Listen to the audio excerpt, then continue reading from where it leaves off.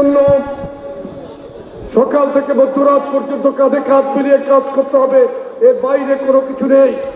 আমাদেরকে জয়ের ঝান্ডা উড়িয়ে আগামীর বাংলাদেশকে বিনির্মাণ করতে হবে, যে বাংলাদেশের পরিকল্পনা করছেন জনাব তারেক রহমান।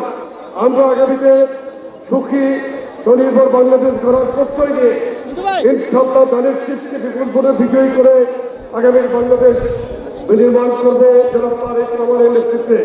এই বলে আমি আমার বক্তব্য শেষ করছি। বাংলাদেশ জিন্দাবাদ, শহীদ রাষ্ট্রপতি জিয়াউর রহমান অমর হোক, দেশনেত্রী বেগম খালেদা জিয়া অমর হোক।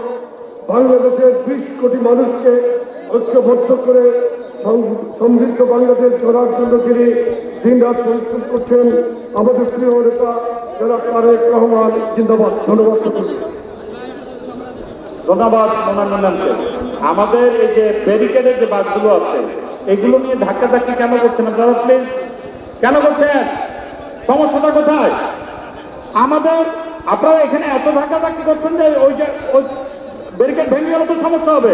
প্লিজ আপনারা সৌন্দর্য রক্ষা করার জন্য একটু চেষ্টা করেন। সকলে মিলে আমরা এই সমাবেশটিকে সফল করতে চাই।